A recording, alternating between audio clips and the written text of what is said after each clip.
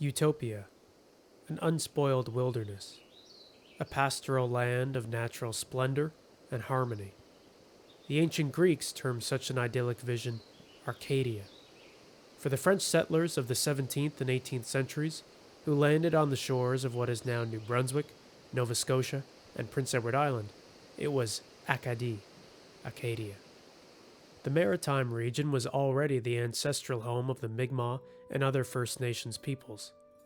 But following the so-called discovery of the New World in the late 15th century, the powers of Europe were eager to map, settle, and make use of North America's bountiful land and resources in order to reinvigorate economies and populations devastated by centuries of warfare, disease, and religious strife.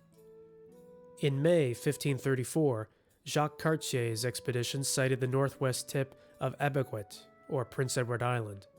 But it would take almost another 2 centuries before French pioneers began to develop permanent settlements on what they called Ile Saint-Jean. Life on the island was difficult, but there was solace to be found in faith, family, and community. The rising nation-states of Europe now considered the New World a new sphere of influence. The dominant Spanish Empire, which had plundered many riches from the indigenous peoples of Central and South America, fell into rapid decline at the dawn of the 18th century. With no clear line of succession to the Spanish throne, other European monarchs were keen to take advantage of the power vacuum. This crisis set off a series of wars that would span generations, and which would one day settle old scores between the growing power of England and her great continental rival, France. The industrious Acadians, who considered themselves far removed from the rigid, tempestuous Old World society, would soon be caught in the middle of a war between giants.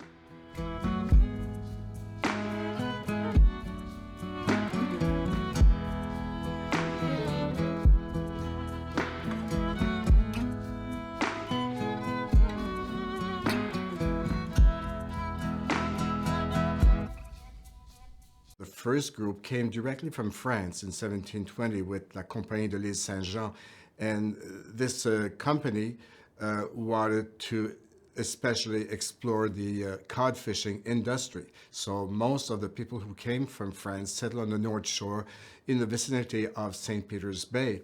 But a few families settled around Port-la-Joie, which became the headquarters, kind of the capital. Most of the settlements were in the eastern half, and in fact, that's where today we find a lot of the French names that have survived, either in French or in translation, like Pointe-Prime, Morel. Then all the St. Peter's were at first Saint-Pierre. So you have all those remains of French names on the island. Eventually, the many Acadian families came to the island, and they were mainly farmers. And so they were still living in those areas when the deportation happened in 1758. The deportations of the Acadians started mainly in 1755 on the mainland. When the British decided that they were going to deport the Acadian population to the American colonies from Massachusetts to Georgia, because the Acadians had refused to take the oath of allegiance, the unconditional oath of allegiance. So they were sent off in thousands, but many escaped, and a lot of them came to the island, to Ile Saint-Jean, because Ile Saint-Jean was not a British territory. It still belonged to France, while Nova Scotia had become British in 1713. So many fled, came as refugees to the island, and the population tripled in a few years. But in 1758, France lost Louisbourg, which was the capital of the colony of Cape Breton, and the island here was a satellite colony of Cape Breton. So once the British had took over Louisbourg, the British decided to deport the Acadians and the French settlers not to the American colonies, because they were French citizens, though they were sending them back to their mother country. So on the island here, there was about 4,250 Acadians and French people living on the island. And the British managed to deport about 3,000 of them, send them by ship to France. And we know that 3 ships went shipwrecked. Over some 1,500 out of the 3,000 that were deported died during the crossing or in the months that followed their arrival in France. About 1,000 or 1,200 managed to escape to the mainland, to refugee camps, first on the Miramichi River and then on the Ristigouche River. And some of those people came back to the island a few years later because they were recruited by British entrepreneurs who needed fishermen to work for them in the cod industry. So that's how some of the families came back. They couldn't keep their farms because they now belonged, the land was divided among big landowners living mainly in Britain, and if they wanted to settle, they had to settle as tenants, and that caused them a lot of problems over the years. They did move around quite a few times and eventually settled in 3 areas of the island. One story which I have discovered over the years is the story of one of my ancestors, Pierre Poirier, whose descendants today mainly go by the family name Perry. He was a young married man in 1755 when the British started deporting the Acadians who were in the Chignecto area. In fact, he was living around where Sackville, New Brunswick is located today. And he managed to escape with his young wife to the island, it's believed. But in 1758, he again managed to escape deportation. And he brought his little family, small family, to the refugee camps, probably at first at the Miramichi camp, and then to the Ristigouche. We know that he was there in 1760. And from there, we know that he came back to the island and as a fisherman for a British entrepreneur who had his base at St. Peter's Bay, Havre Saint-Pierre. So he did some fishing for that company, and also he would be employed by other entrepreneurs. In fact, we'd find him on the list of Acadians who were employed to clear the land where Charlottetown is today, so that Charlottetown could be settled as the capital of the island. And of course, he was working for Anglophones, and they had a hard time to pronounce his name, Poirier, and they thought it was close to Perry. And he kept that family name. That was in the 1770s. And among his ancestors, we have some very important people in Acadian history on the island.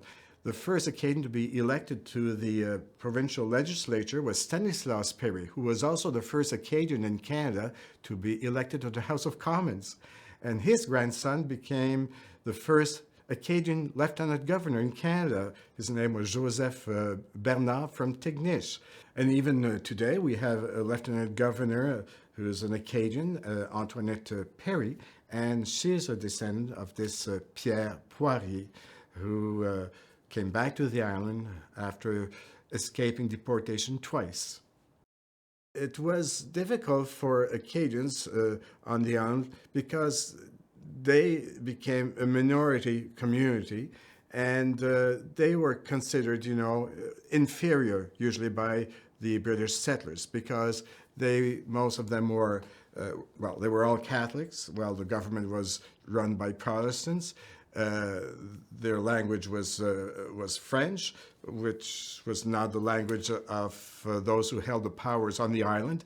And so the Acadians were considered like the lower class, and an inferiority complex developed among them over the years, and very few of them were educated, had educated leaders. So it took a while. It took almost a century before they started coming out of the isolation. And all those things helped to foster Acadian identity and to promote education, which the leaders felt that was important because you needed priests, you needed lawyers, you needed teachers, and especially a French education to make sure that the language and the culture would survive. And starting in 1881, major Acadian conventions were organized for the Acadian leadership from the maritime provinces, that they got together to discuss how we could continue surviving as a group. And they said, well, what we need are symbols to strengthen our unity. They chose a flag to represent the Acadians, the French tricolor, in which they added a star, the Stella Maris, which represents the Our Lady of the Assumption, the patron saint of the Acadians. They also tried to find a national anthem, and they had a hard time for that, and they didn't find the words that they wanted. And all of a sudden, they started singing a hymn in Latin to the Virgin Mary, Stella Maris, and everybody knew that song. And when they ended the song, the delegates who were in the Miscouche convent for the closing ceremonies, they said, well, we don't have to look further for a national melody. That's the melody we need for our national anthem. And we'll find some French words later. But it took them over a century to find French words for our national anthem. We sang it in Latin until 1994, I think. And we still sing one of the verses in Latin when we sing our national anthem, Ave Maris Stella. It goes like this. Ave Maris Stella, Dei Mater Alma, ad qui semper Virgo, Felix Celi porta, Felix Celi porta. Well, of course, the history of the Acadians on Prince Edward Island is an important part of the history of the island. We've been settled on the island here for over 300 years, and people are always surprised to see that after 300 years there's still a portion of the population that speaks French daily, that are born French. The island Acadians have contributed in many ways to the history, the culture, the economy of the island, and of course it reflects at the national level also, because Canada is not only one doesn't have only one identity, but full of small identities, small groups, and everybody contributes to its country. And I think that Acadians, we can be proud of being Acadian. We're proud of being islanders, but also we're very proud about being Canadians. So, there's no problem in being proud of being many things.